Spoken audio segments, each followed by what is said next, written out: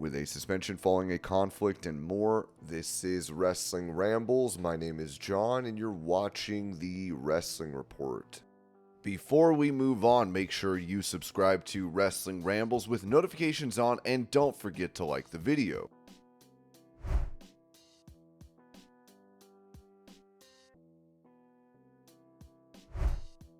Asked about his issues with CM Punk and if they began in November, Drew McIntyre said this to Sam Roberts. The story goes back way before November last year. It goes back to my first run in WWE. I've alluded to certain things constantly. I've still not told those stories. Maybe I won't, but there are feelings that go back that far. There are opportunities that were prevented directly involving Punk, and I know he saw me as a threat when I was younger. He adversely affected my momentum. And now I've taken the road I've taken. I had to get fired. He was a guy that was given everything at the time. Literally, what can we do to make you happy? The guy could not be pleased, took his ball and went home and sat on his ass for years. I got fired, reinvented myself, worked my ass off, and worked my way back to the top. And the prick thinks if he can take my spot, he can think again. This guy is an absolute ass.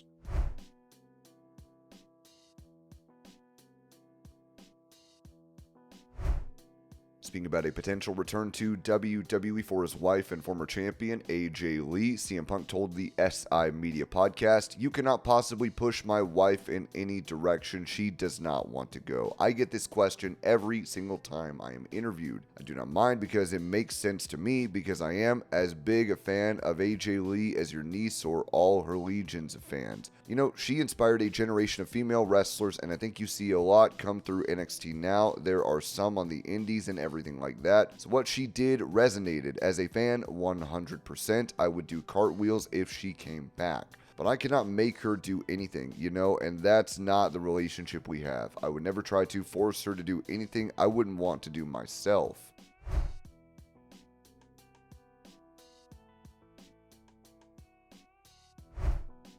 Going over WWE's plans to debut former Stardom and current Marigold star Guilia on NXT, Dave Meltzer said this on Wrestling Observer Radio. "In NXT, the fanbase will take her as this giant superstar first, but ultimately she's going to have to tone down her style to do the WWE style. Sometimes you can kind of pull it off, but the thing with her is she's really hard-hitting, and WWE doesn't really want that really hard-hitting style, especially from women. My impression is they'll allow her to go back to Japan for big shows like Io Sky did on that last Sumo Hall show. Marigold is looking at the idea of 4 big shows a year, so I think that maybe WWE would allow her to go back for 2, 3, 4 shows a year, something like that. That's a part of their working together relationship type of thing."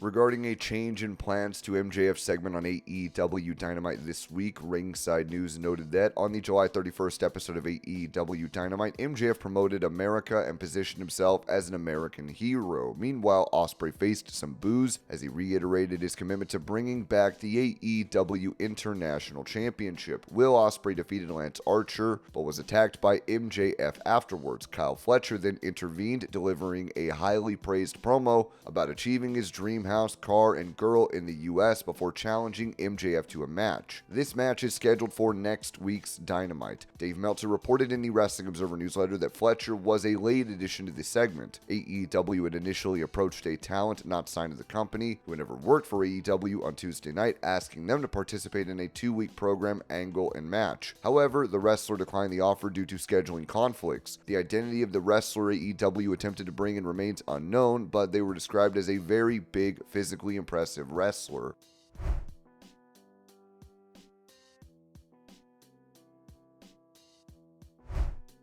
For a health update on Bryan Danielson as he is putting his career on the line at AEW's All-In event against world champion Swerve Strickland, Dave Meltzer said this on Wrestling Observer Radio. "So much of the build-up for this is obviously a work. Now, he cares so much that he's putting his career on the line. He and Tony Khan have a storyline. His neck is bad, but I also think that's a lot of storyline. I mean, if it was so bad, he wouldn't be wrestling Jeff Jarrett next week. He would be resting up for the big match with Swerve."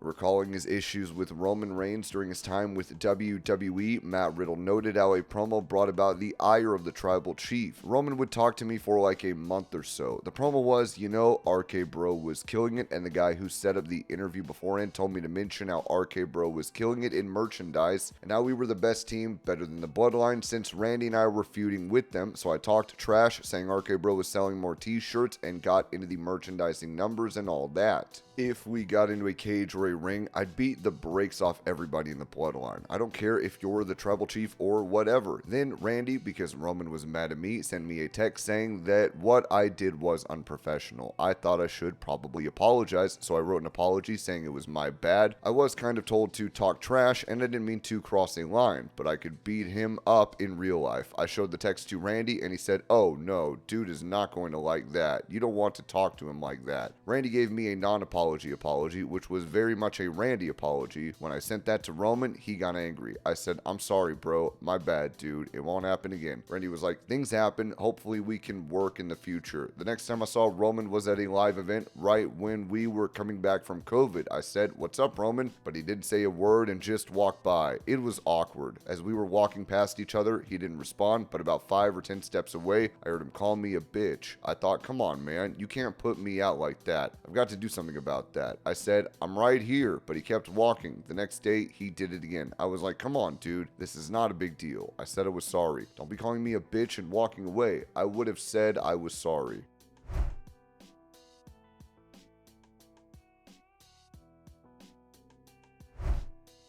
At the SummerSlam kickoff panel, Bron Breakker discussed the possibility of Paul Heyman managing him, as he said, "I would love that. I think Paul would love that. We'll just have to see. One day."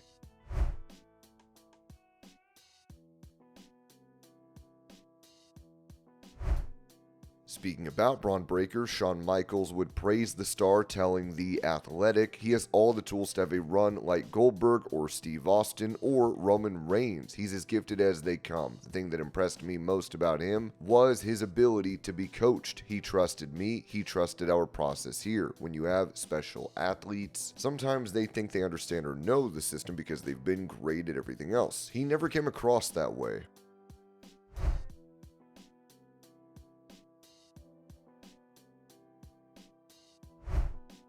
Talking about the meeting between Shane McMahon and All Elite Wrestling President Tony Khan, commentator for AEW Jim Ross noted on his Grilling JR podcast, "If Shane could help us help AEW, then Tony would hire him and Shane would accept the offer. I had never seen that picture of Conor McMahon meeting. That's surprising. That's really cool. Actually, Shane, he could add a lot. He could do some physical things within reason. He has great name identity. People know who he is. You don't have to stop and explain this is Vince McMahon's son. That goes without saying. But if Tony's an entrepreneur and if he thought that Shane could help us in AEW, and if Shane thought he could have some fun, make a couple of paydays, I'm sure Shane is not in need of a significant cash influx. But he wants to have fun and contribute. Look, the wrestling business is in Shane's blood. Where else does he go if he wants to stay in that vocation? I'm a Shane McMahon fan. I like him. I've known him since he was in high school. He's full of piss and vinegar always, to the point of being almost humorous at times, but he's smart. Again, the audience, our target audience, knows who the hell he is. He's got a good reputation if he does come there to work for Tony and AEW. Where else does he go if he wants to stay in the pro wrestling business? I think he could help us in a lot of ways, strategically, as a TV character, obviously the main thing.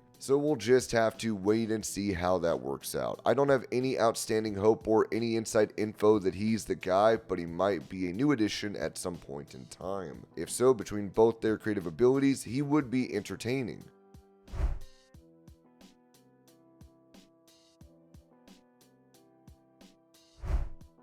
Giving a recap on the trademark controversy revolving around the ring name of former WWE star Val Venis, Ringside News wrote that the trademark issue started when a Twitter user named Hang 'em High saw that the trademark for Val Venis had been abandoned and registered it. They created a website called valvenis.com that supports LGBTQ rights, especially trans rights, and uses transgender pride colors. The valued allies of LGBTQ+, vital, education, and non-judgmental information Informational Services, also known as Val Venis, was created to fight against hatred towards the LGBTQ+ community, with plans to file for the trademark. Hang'em High then announced the successful filing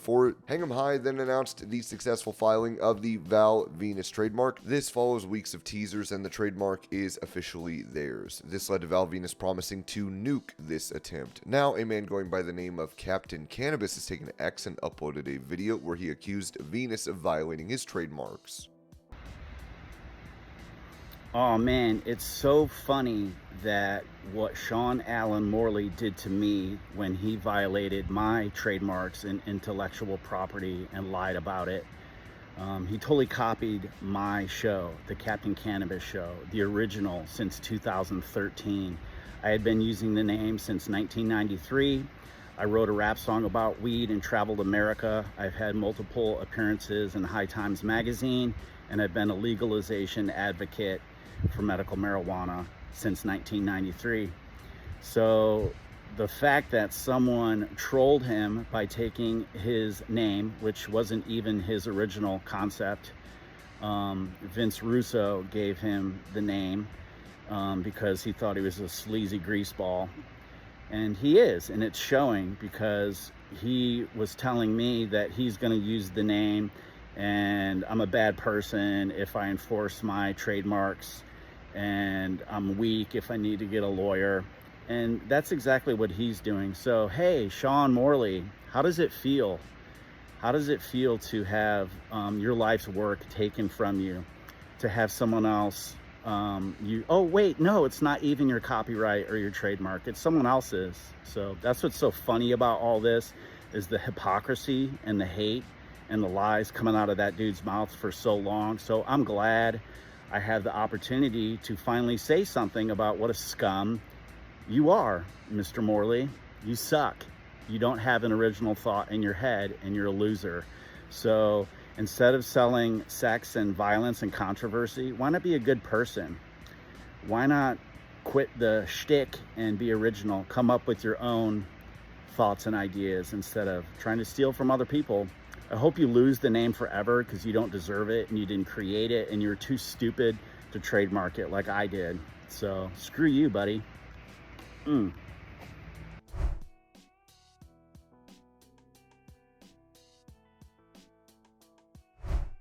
When it comes to Jimmy Uso making his comeback to WWE, his brother Jay said this to the Ringer Wrestling Show: "My brother will be back soon. I want to see him on TV. If you really pay attention to Jimmy, Jimmy is funny as hell. He was shining on SmackDown for a little bit, but he got hurt. I'm excited to see his character back on TV."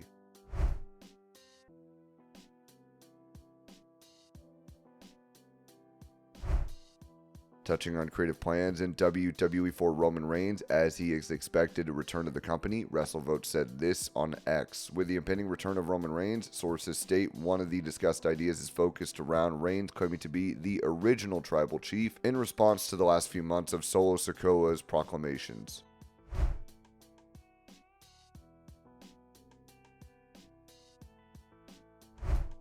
For information regarding Matt and Jeff Hardy meeting with WWE officials, Ringside News wrote that Matt Hardy made his return to TNA at the Rebellion pay-per-view after his AEW contract expired and has been a part of TNA television since then. The same happened with Jeff Hardy, who returned to TNA at Against All Odds. With both Hardys working together again, we now have an update on the duo possibly returning to WWE as part of the company's working relationship with TNA. The partnership between WWE and TNA is making waves in wrestling. Both promotions are frequently swapping talent, and WWE had a big presence at TNA Slammiversary as well. PW Insider reports that Matt and Jeff Hardy met with WWE officials earlier today in Cleveland, Ohio. The meeting took place early this morning, but details of the discussion are not known yet. It's also been reported that some content was filmed for WWE's digital platforms. The Hardys are scheduled to appear at this weekend's TNA tapings and are are signing autographs today at WrestleCon's destination, Cleveland. But that doesn't mean they will appear at SummerSlam. The Hardys also previously made it clear that they want to go back to WWE and have their first run as the NXT Tag Team Champions. Sean Ross Sapp reported on Fightful Select that the duo was spotted outside one of the WWE talent hotels, and this raised questions about their involvement with the company. Inquiries with the Hardys confirmed they were in town for WrestleCon and had been invited to film interviews and content. Some of this content is for active series, and there is potential for Hardy-specific presentations. While they were currently in TNA, they are working without a contract, although they still have committed dates and are reportedly enjoying their time there. WWE sources mentioned that there is not much to read into this situation, while other sources outside the company believe the Hardys might make an appearance eventually. The situation is worth monitoring for any new developments. Matt Hardy and Jeff Hardy are considered strong candidates for the WWE Hall of Fame. While a return would be notable, it seems there may not be much significance for their presence in the Cleveland area with so many activities surrounding the SummerSlam event.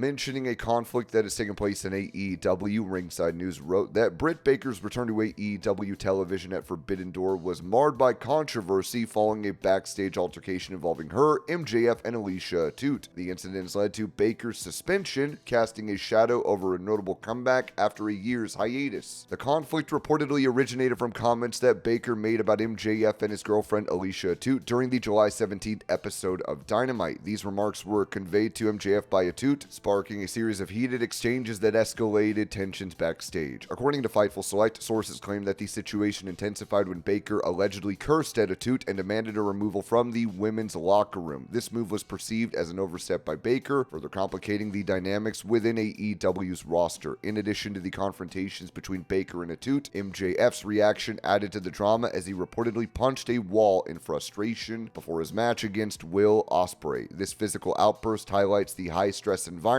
and the personal stakes involved for those in the locker room. The series of events has left the AEW community and fans in shock, raising questions about the professional conduct expected in the wrestling industry. As AEW prepares for future events, the spotlight remains on how the organization will manage such conflicts and maintain a professional atmosphere backstage. It was added that according to Fightful Select, the decision to suspend Baker has been viewed internally as potentially biased, favoring one side's version of events over another. This has sparked further debate among AEW talent, some of whom feel that the issue was not handled as impartially as it could have been. Despite this, many within AEW are ready to move on, with some expressing disappointment that such issues are still occurring, hoping they were a thing of the past. MJF took the extraordinary step of entering the women's locker room to confront the issue directly. This move, while controversial, was part of the incidents reviewed during the investigation. Despite differing perspectives on the matter, the investigation, which included interviews with multiple witnesses, concluded with the decision to suspend Britt Baker, but not MJF.